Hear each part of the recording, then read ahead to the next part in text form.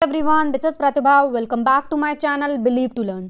सो friends, जैसा कि हमने आपको प्रॉमिस किया था कि हम आपको आने वाली TGT, PGT, LT grade, GIC के लिए सब्जेक्ट वाइज बेहतर टेस्ट सीरीज प्रोवाइड करेंगे। जिन टेस्ट सीरीज की खास बात ये होगी कि उनमें 25 ऐसे चुनिंदा प्रश्न होंगे जो आगामी परीक्षाओं के डिफिकल्टी लेवल को ध्यान में रखकर बनाए जाएंगे और आपको एक ऐसा कलेक्शन मिल जाएगा क्वेश्चंस का जिससे आपका 100% जो सिलेक्शन है वो हो जाएगा। अगर आप किताबें पढ़ते हैं, सारी चीज़ें पढ़ते हैं और उसके बाद पेपर सॉल्व नहीं करते तो कहीं ना कहीं आपकी तैयारी अधूरी रह जाती है। और उस अधूरी तैयारी को पूरा करने के लिए हम आपके लिए सब्जेक्ट वाइज बेहतर टेस्ट सीरीज लेकर आ रहे हैं और उसी क्रम में हमने ऑलरेडी सोशियोलॉजी के 4 वीडियो बना दिए हैं। अगर आपने नहीं देखे तो डिस्क्रिप्शन में आपको प्लेलिस्ट का लिंक मिल जाएगा। ये आज का पार्ट 5 है और उन वीडियोस को ज़रूर देख लो। इसके अलावा 2021 की भी टेस्ट सीरीज़ का लिंक पड़ा हुआ है, आप उसे भी देखिए। उसमें भी बहुत ही बेहतरीन प्रश्न हैं जो परीक्षा में उसमें से कई सारे प्रश्न फंसे थे, तो आप ज़रूर से ज़रूर देखें। उसके अलावा मैं आपको बताना चाहूँगी कि हमारे जो ये प्रैक्टिस सेट हैं वो 100 क्वेश्चन के हैं जिनको हमने 25 की सीरीज़ में डिवाइड किया है ताकि आप अपनी पढ़ाई भी करते रहें और उनके साथ इन टेस्ट सीरीज़ को 15 से 20 मिनट देकर सॉल्व कर लें और आप इतने बेहतरीन क्वेश्चन तैयार कर लेंगे उससे जिससे आपका सिलेक्शन कोई भी रोक नहीं पाएगा। तो चलिए बिना टाइम वेस्ट करे शुरू करते हैं आज के फिर से 25 क्वेश्चन। और मैं आपको कहना चाहूँगी कि समय कम लगे इसीलिए मैं ऑप्शंस नहीं बोलूँगी, आपको आंसर देना होगा ऑप्शंस को पढ़ के।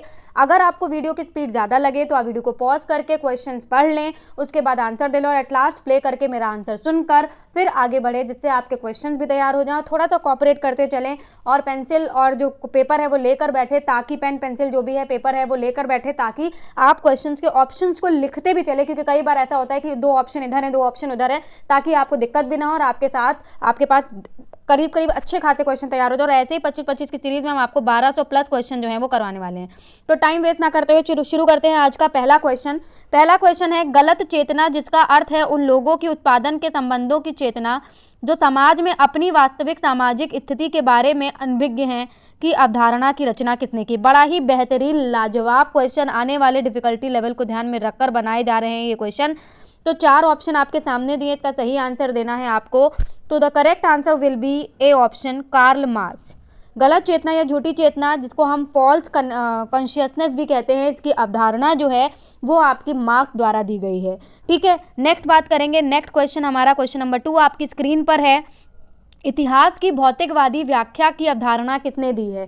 तो इसका आंसर आपको देना है। तो इसका सही आंसर भी डी होगा, कार्ल मार्क्स।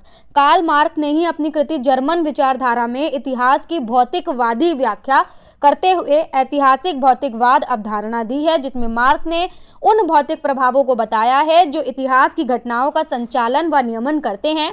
मार्क्स के अनुसार समाज के भौतिक जीवन की अवस्थाएं अंतिम रूप से समाज की संरचना, विचार, राजनीतिक संस्थाओं आदि को भी निर्धारित करती हैं। तो ये इंपॉर्टेंट बात हो गई। इन क्वेश्चंस के साथ आपके बहुत सारे छोटे छोटे एक्सप्लेनेशन भी आपको मिलते चलेंगे। तो आपके और भी अदर क्वेश्चन, ये मात्र 25 क्वेश्चन नहीं हैं, इन क्वेश्चंस में इतने सारे क्वेश्चन छुपे हैं जो आपको सफलता तक ले जा सकते हैं। आगे बात करेंगे नेक्स्ट क्वेश्चन नंबर 3 की।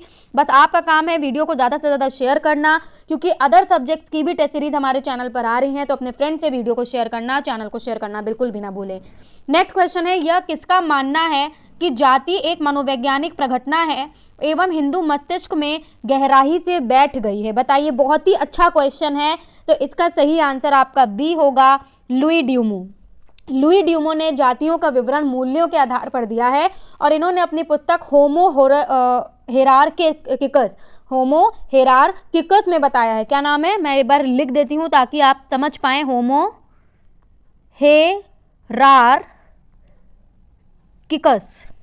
हेरारकिकस इसका नाम है। उसमें बताया है कि हिंदू समाज की सोपानिक व्याख्या चूंकि मानव व मूल्यों से बंधी हुई है, इसी कारण हजारों वर्षों से जाति व्यवस्था यथास्थिति में है, अर्थात हिंदू मस्तिष्क में जाति व्यवस्था जो है वो गहराई से बैठ गई और इसको आप भली भांति जो है अपने आस पास भी देख सकते हैं। चलिए आगे बात करेंगे नेक्स्ट क्वेश्चन नंबर 4 की। सभी चुनिंदा प्रश्न है, क्योंकि ऐसे तो आप कितना भी पढ़ लें, ज्ञान की कोई सीमा नहीं है, लेकिन ये फिल्टर्ड इन्फॉर्मेशन, स्मार्ट स्टडी बहुत ज़रूरी है अगर आज की डेट में आपको सचमुच सफलता चाहिए।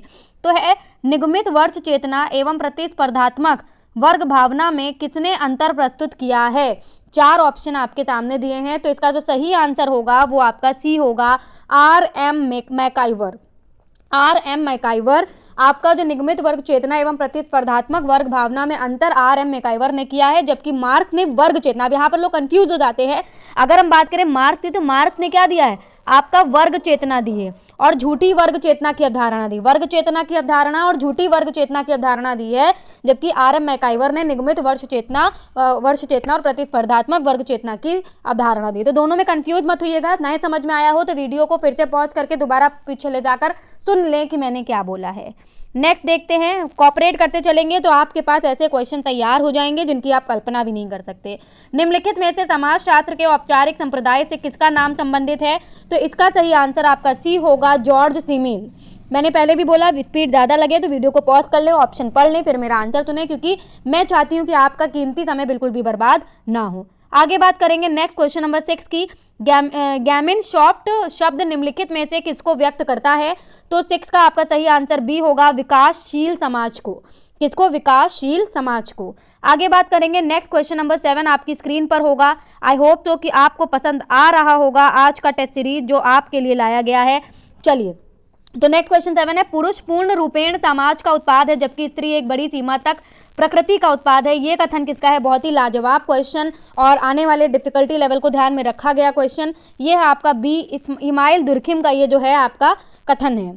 ठीक है, अच्छा क्वेश्चन था, लिख लीजिए, नहीं पता था कहीं तो लिख लीजिए, कॉपी पेन लेकर बैठिए और ऐसे बेहतरीन क्वेश्चन को बिल्कुल लूट लीजिए। नेक्स्ट है क्वेश्चन नंबर 8, किसने नौकरशाही के बनावटी प्रतिनिधित्व पूर्ण एवं दंड केंद्रित प्रतिमानों का वर्गीकरण किया है? अच्छा क्वेश्चन है, 4 ऑप्शन आपके स्क्रीन पर हैं, तो इसका सही आंसर आपका बी होगा, आल्विन डब्ल्यू गोल्डनर ने नौकरशाही के बनावटी प्रतिनिधित्व पूर्ण एवं दंड केंद्रित प्रतिमानों का वर्गीकरण आल्विन डब्ल्यू गोल्डनर ने किया है। जबकि मैक्स वेबर, आप देखिए यहाँ पर भी फिर से कंफ्यूजन हो सकता है, जो मैक्स वेबर थे उन्होंने दिया है नौकरशाही आदर्श प्रारूपों का एक दृष्टांत है। ठीक है, मैक्स वेबर की बात करें तो उनका नौकरशाही आदर्श प्रारूपों का दृष्टांत है। जबकि अगर हम बात करते हैं आल्विन डब्ल्यू गार्डनर की, उन्होंने बनावटी प्रतिनिधित्व पूर्ण एवं दंड केंद्रित प्रतिमानों का वर्गीकरण किया है। आगे बात करेंगे नेक्स्ट क्वेश्चन नंबर 9 की।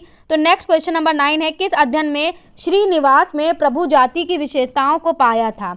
तो 9 का आपको सही आंसर देना है, तो इसका सही आंसर आपका ए होगा, दक्षिण भारतीय समाज में। दक्षिण भारतीय समाज में एम.एन. श्रीनिवास ने भारत में सामाजिक सांस्कृतिक परिवर्तनों के अध्ययन के लिए संस्कृतिकरण, ठीक है, संस्कृतिकरण की अवधारणा मैसूर की पूर्व रियासत से में कुर्गों के अध्ययन के बाद दी, जबकि प्रभु जाति की अवधारणा दक्षिण भारतीय समाज के अध्ययन के पश्चात दी थी। तो ये चीज़ आपको ध्यान रखनी है। आगे बात करेंगे नेक्स्ट क्वेश्चन नंबर 10 की। तो ये आ गया आपका सूची वाला क्वेश्चन जिसमें आपको सबसे ज़्यादा दिक्कत होती है, बट आज आपको दिक्कत नहीं होनी चाहिए क्योंकि यहाँ पर पहले ही हम क्या करेंगे, सूची का जो मिलान है वो कर लेंगे। आपको बताना है, उनको सुमेलित करना है तो सुमेलित कर लेते हैं, बाद में ही कूट देखेंगे। पेंसिल पेन जो भी है आपके पास, पेपर लेकर बैठेंगे। तो पहला आप देख पा रहे हैं यहाँ पर रेखीय सिद्धांत। तो जो रेखीय सिद्धांत है वो उद्विकासीय सिद्धांत का एक प्रकार है और विकासीय सिद्धांत जो होते हैं वो 2 प्रकार के होते हैं, एक रैखिक होता है और एक बहुरैखिक होते हैं। रेखीय सिद्धांत के प्रमुख प्रणेता कॉम्ट थे, स्पेंसर थे, मॉर्गन, हॉब आदि हैं। जबकि बहुरैखिक सिद्धांत की अगर हम बात करें तो उसमें ऑकबर्न स्टुअर्ट आते हैं, लेस्की आते हैं, रबाइट आते हैं, आपके मोर्टन आते हैं, चाइल्ड आते हैं, ये सब आते हैं। तो अब यहाँ पर आप ऑप्शन देख सकते हैं। तो यहाँ पर अगर आप रेखीय सिद्धांत की बात कर रहे हैं तो रेखीय सिद्धांत किसका है, इसमें प्रमुख आपके कॉम्ट, स्पेंसर, मॉर्गन, हॉब हैं।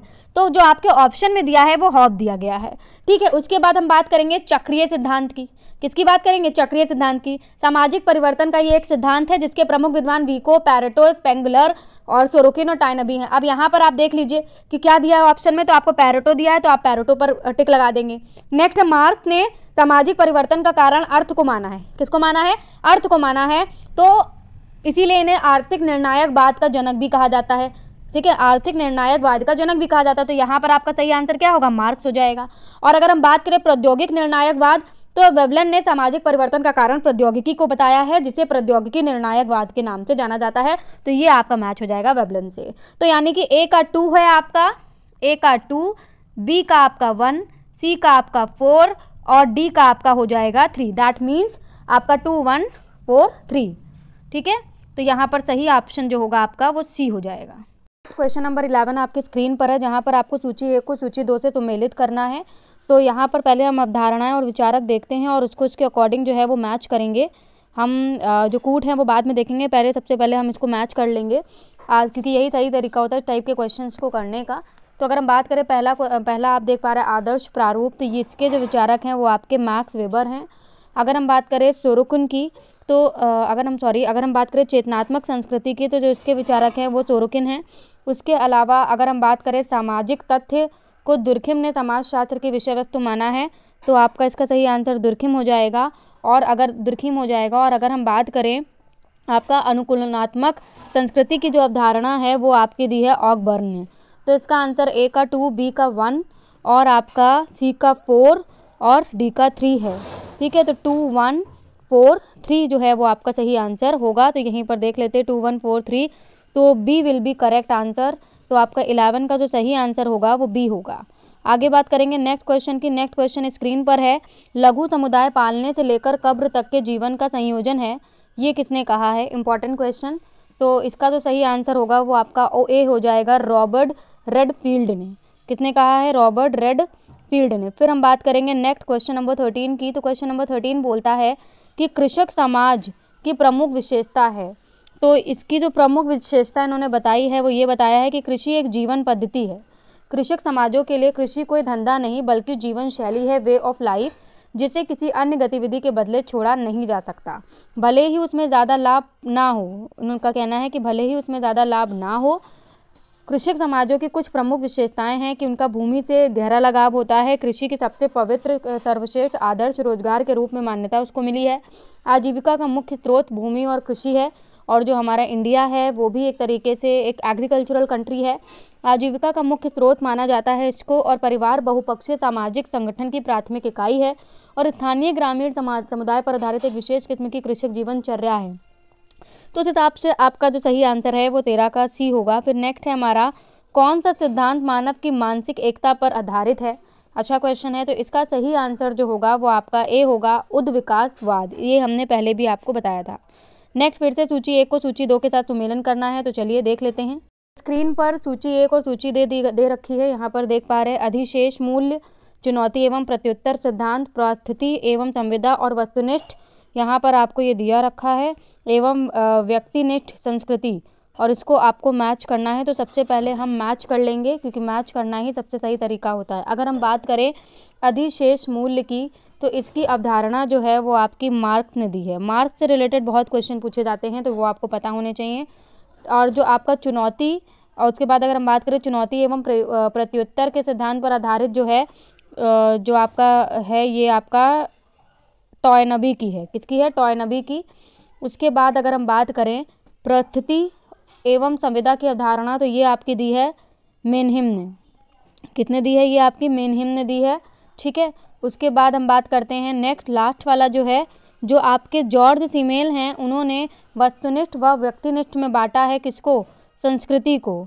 तो ये आपका सही आंसर होगा। तो उस हिसाब से अगर मैचिंग आपने कर ली है तो आप कूट भी देख लेते हैं। ठीक है, तो आपका जो कूट के अकॉर्डिंग जो सही आंसर बन रहा है वो हम आपको दिखाते हैं, ए होगा। कूट के अकॉर्डिंग आपका जो सही आंसर है वो ए होगा। ऑलराइट, आगे बात करेंगे नेक्स्ट क्वेश्चन नंबर 16 की। ठीक है, नेक्स्ट क्वेश्चन नंबर 16 आपकी स्क्रीन पर है। सामाजिक मूल्यों के अध्ययन में महत्वपूर्ण योगदान देने वाले भारतीय समाजशास्त्री का आपको नाम बताना है। तो बहुत अच्छा सा क्वेश्चन था, राधा कमल मुखर्जी। ठीक है, राधा कमल मुखर्जी एक ऐसे पहले भारतीय हैं जिन्होंने सामाजिक मूल्यों के अध्ययन में महत्वपूर्ण योगदान देते हुए प्रमुख 2 पुस्तकें मूल्यों से संबंधित लिखी हैं, जिसका एक पहले का नाम है the social structure of value. क्या नाम है?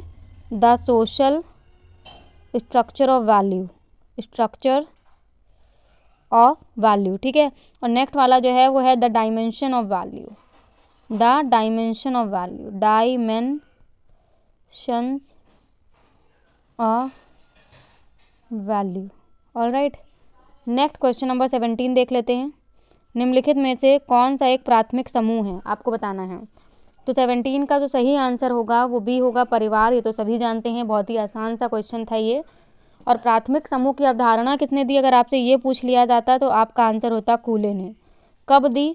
तो 1909 में दी। और उनके अनुसार प्राथमिक समूह वे समूह होते हैं जिनमें घनिष्ठ आमने सामने का संबंध तथा सहयोग पाया जाता है। कूले ने प्रमुख 3 प्राथमिक समूह बताए हैं, परिवार, बालकों का क्रीड़ा समूह और पड़ोस। आगे बात करेंगे नेक्स्ट क्वेश्चन नंबर 18 की। दबाव समूह की क्या भूमिका है? इसका आंसर आपको देना है। तो इसका जो सही आंसर होगा वो डी होगा, उपरोक्त में से कोई भी नहीं। ठीक है, किसी एक विशिष्ट वर्ग, सरकार, जनसमूह या हित समूह के हितों का प्रतिनिधित्व करने हेतु आपस में मिलकर व्यक्तियों, मालिकों या अन्य संगठनों के समूहों को दबाव गुट कहा जाता है। तो दबाव गुट और हित समूह, समर्थन समूह अन्य प्रकार के सामाजिक समूहों और क्लबों से इस बात से भिन्न होते हैं कि इन समूहों का व्यक्त प्रयोजन अपने उद्देश्यों के प्राप्ति के लिए जनमत जुटाना और निर्णय लेने वाली संस्थाओं को अपनी मांगों के प्रति समर्थन और स्वीकृति के लिए बाध्य करना होता है। तो इनकी मांगे विद्यमान दशा को जारी रखना और उनमें परिवर्तन का संशोधन करना हो सकता है। तो इनके राजनीतिक दलों से विशेष संबंध होते हैं, ये इन दलों पर अपने हित की पूर्ति के लिए दबाव डालते हैं। तो उस हिसाब से अगर हम देखें तो यहाँ पर तीनों ऑप्शन में से कोई भी बेस्ट सूट नहीं कर रहा है, तो डी होगा उपरोक्त में से कोई भी नहीं। नेक्स्ट है आपका क्वेश्चन नंबर 19। निम्नलिखित वक्तव्यों में से संस्कृतिकरण के बारे में कौन सा एक सही है आपको बताना है। तो इसका सही आंसर डी होगा। ठीक है, मैं आपको दिखा देती हूँ। सही आंसर डी होगा, ये स्थितिगत परिवर्तन की प्रक्रिया है। ठीक है, आगे बात करेंगे। नेक्स्ट क्वेश्चन नंबर आपका जो है 20। ऑलराइट, नेक्स्ट क्वेश्चन नंबर 20 की बात करते हैं हम। तो नेक्स्ट क्वेश्चन नंबर 20 जो है, लोगों ने कृषि के साधनों में परिवर्तन कर लिया है परंतु भूमि के स्वामित्व के प्रतिमानों में कोई परिवर्तन नहीं किया है। ये उदाहरण क्या दर्शाता है? तो ऑप्शन आपकी स्क्रीन पर हैं, आप देख पा रहे हैं। तो इसका जो सही आंसर है वो आपका सी है, सांस्कृतिक विलंबना। आगे बात करेंगे नेक्स्ट क्वेश्चन नंबर 21 की। निम्नलिखित में से कौन से कथन सभ्यता और संस्कृति के संबंध में सही हैं? ठीक है, तो यहाँ पर आपको ये 4 ऑप्शन दे रखे हैं, इनको आपको कूट में बताना है। कूट भी मैं आपको दिखा देती हूँ। ठीक है, तो यहाँ पर आपके 4 ऑप्शन जो हैं वो दिए गए हैं, आपको इनको कूट में बताना है। ठीक है, तो इसका सही आंसर जो है वो पहला और दूसरा होगा। संस्कृति सभ्यता का संचालन करती है और सभ्यता सामाजिक परिवर्तनों का आधार है और मानव मूल्यों का संवाहक होने के नाते संस्कृति नवीन सभ्यताओं का पुनर्निर्देशित जो है वो करती है। तो उस हिसाब से आपका जो बी है वो बिल्कुल करेक्ट आंसर होगा। तो यहाँ पर अगर आप देख पा रहे हैं तो B will be correct answer. नेक्स्ट बात करेंगे क्वेश्चन नंबर 22। तो जो क्वेश्चन नंबर 22 है आपका, क्वेश्चन नंबर 22 आपकी स्क्रीन पर है। निम्नलिखित में से कौन सी एक समिति नहीं है? तो जो इसका आंसर होगा वो आपका सी होगा, पड़ोस। ठीक है, आगे बात करेंगे नेक्स्ट क्वेश्चन नंबर 23 की। मार्क्स वेबर के अनुसार सामाजिक स्थिरीकरण के आधार क्या हैं, बताइए। तो सही आंसर जो होगा इसका वो डी होगा, वर्क, परिस्थिति एवं शक्ति। ठीक है, आगे बात करेंगे नेक्स्ट क्वेश्चन नंबर 24 की। 24 है, सामाजिक स्थिरीकरण का प्रकार्यात्मक सिद्धांत किसने प्रतिपादित किया है? तो 24 का जो सही आंसर होगा वो सी होगा, के डेविस एवं W.E. मूर।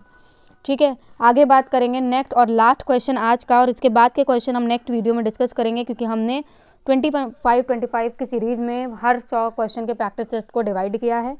तो आज लास्ट क्वेश्चन है, संदर्भ समूह व्यवहार निम्नलिखित में से किसका परिणाम है? तो जो इसका सही आंसर होगा, संदर्भ समूह के संबंध में तुलनात्मक वंचन, रिलेटिव डेप्रिवेशन की अवधारणा जो है वो मर्टन द्वारा दी गई है। ठीक है, और अगर हम बात करें तो इन्होंने सापेक्ष वंचन का जो इसका सही आंसर होगा, प्रत्येक समाज में काफ़ी लोग ऐसे हैं जो अपने बारे में वह सोचते रहते हैं, उनके जीवन में बहुत सारी चीज़ों की भारी कमी है और उसे पाने का भरमक प्रयास करते हैं। बहुत ज़्यादा प्रयास करते हैं, गलती से मैंने गलत प्रोनाउंसिएशन कर दिया। ठीक है, बहुत सारा प्रयास करते हैं और वे किसी दूसरे व्यक्ति की तुलना अपने से करते हैं कि उसकी तुलना में उनके पास क्या क्या नहीं है, और उस व्यक्ति को संदर्भ मानकर उन सारी चीज़ों को पाने का प्रयास करते हैं, और यही तुलनात्मक वंचन है। ठीक है, तो यहाँ पर सापेक्ष वंचन का जो संदर्भ समूह निम्नलिखित में से किसका परिणाम है? तो वो आपका सापेक्ष वंचन का। आगे बात करेंगे नेक्स्ट क्वेश्चंस की, लेकिन हम बात करेंगे इसके बारे में नेक्स्ट वीडियो में। आई होप सो कि आज के 25 क्वेश्चन की सीरीज़ आपको पसंद आई होगी। पसंद आई हो तो लाइक और शेयर जरूर करें चैनल को, और अपने फ्रेंड से भी शेयर करें क्योंकि ऐसी ही वीडियोज़ हमारे चैनल पर आती रहेंगी और हम आपको ऑथेंटिक जानकारी भी देते हैं और बेहतर टेस्ट सीरीज़ भी प्रोवाइड कर रहे हैं, वो भी सब्जेक्ट वाइज। तो चैनल को सब्सक्राइब जरूर कर लें। Don't forget to press the bell icon so that you can get notification for every video. Thank you so much.